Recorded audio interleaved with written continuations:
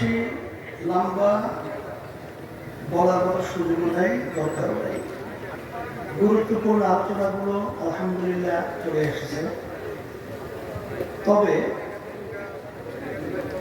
আল্লাহর শুকরিয়া আমরা বারবার আদায় করছি, জুলাই আগস্ট 5 তারিখ যে ফ্যাসিস্ট আমাদের দেশ থেকে পালিয়ে গিয়েছে, আমরা কিন্তু আব্বাজান রহমাতুল্লাহ তার একটা কথা যে আওয়ামী লীগ কিন্তু আসলে মূলত ভারতেরই সরকার ছিল।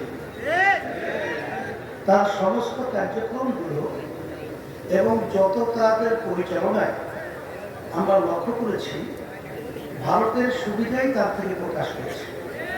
বাংলাদেশের কোনো কল্যাণ তার থেকে আমরা দেখি যাই। যাই হোক, আসলে বাংলাদেশের মধ্যে ইসলামের যে আদর্শ, এটাই যে আসলে বাস্তবতা, সেটা কিন্তু আওয়ামী লীগ, বিএনপি সহ অন্যান্য যারা রয়েছে তারাও কিন্তু অনুভব করে। কারণ আপনারা দেখেছেন যে আওয়ামী লীগ নির্বাচনের আগে আপনারা দেখেছেন, আমরা দেখেছি, কোর্টটি দেখেছি, এমনকি শরিয়া বিরোধী কোনো আইন পাস করবে না এটা বলতে বাধ্য হয়েছে।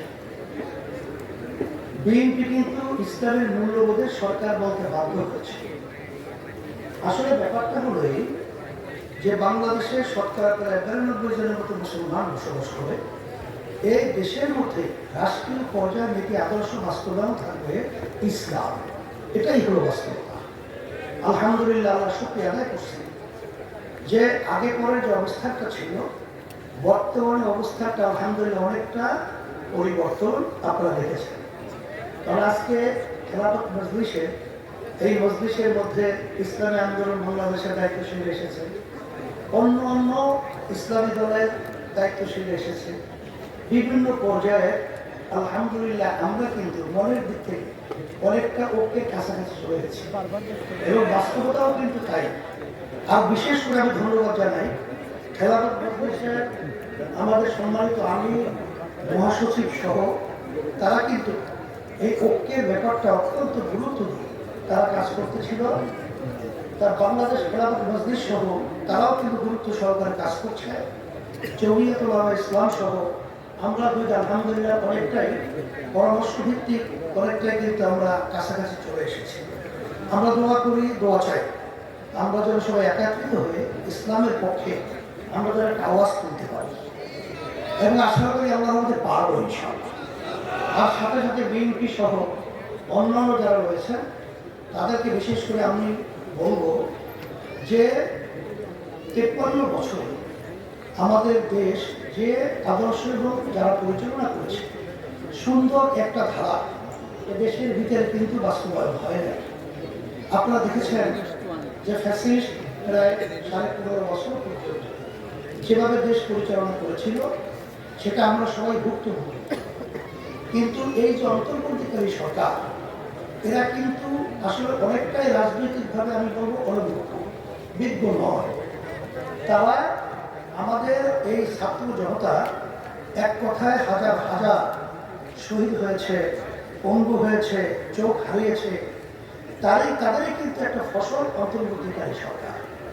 আমি ডক্টর ইউনূস সাহেবের সাথে যখন আলোচনা হয়েছিল, প্রথমে আমি বলেছিলাম যে আপনার মাথায় বিষয়টা রাখতে হবে যে দেশের ভিতরে 92 জনের মতো মুসলমান বসবাস করে, এই দেশের ভিতরে এদের প্রতিনিধির দায়িত্ব পালন করে সম্মানিত ওলামায়ে কেরাম।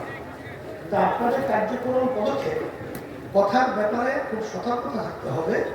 কারণ আপনারা যে জনগণের সহযোগিতার মাধ্যমে যে আপনারা সরকার পরিচালনা করছেন, এত জনগণের সমর্থনে বিগত যুগ যুগ ধরে কোন সরকার দেশ পরিচালনা করে নাই।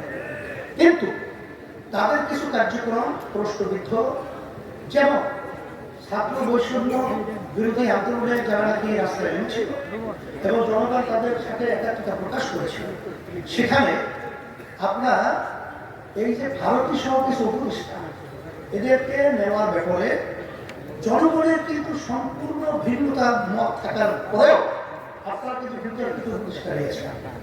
এটা কিন্তু অত্যন্ত দুঃখজনক। তবে আমি বিএনপি সহ সকলকে আমি বলবো যে সরকার কিন্তু ৩-৪ মাস যেতে না থাকি আমরা বিভিন্ন পর্যায়ে রাজনৈতিক দল মাঠে মধ্যে কাজ করছি।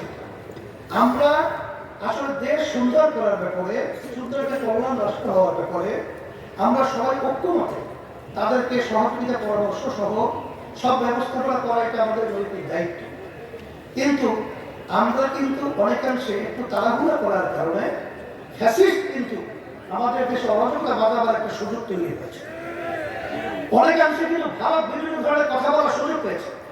আমি বলবো আসেন আমরা সুন্দর একটা জাতীয় সরকারের মাধ্যমে আমরা দেশটাকে সুন্দর করার জন্য আমরা একাত্রিত হয়ে আমরা কাজ করব। এর সুন্দর একটা পদ্ধতি হলো তাম দুনিয়া প্রায় ৯১ দেশের মতো সেখানে কিন্তু পিআর সিস্টেম পদ্ধতি চালু হয়েছে। বিগত ৫৩ বছরে এদেশে যে পদ্ধতিতে নির্বাচন হয়েছে এই নির্বাচনের মাধ্যমে যখন এককভাবে ক্ষমতায় থাকে তখন কিন্তু ফ্যাসিস্ট তৈরি হয়, তখন কিন্তু খুনি তৈরি হয়, তখন কিন্তু জামিন তৈরি হয়, তখন দেশের টাকা কিন্তু বিদেশে পাচার করার পরিবেশ তৈরি করা হয়। এই পরিবর্তনের জন্যই যখন আমরা একটা জাতীয় সরকার প্রতিষ্ঠিত করব তখন কিন্তু এককভাবে ফ্যাসিস্ট এই চরিত্র তৈরি করার মতো সুযোগ থাকবে না। আমি আজকে খেলাফত মজলিসের এত সুন্দর একটা সাধারণ সভায়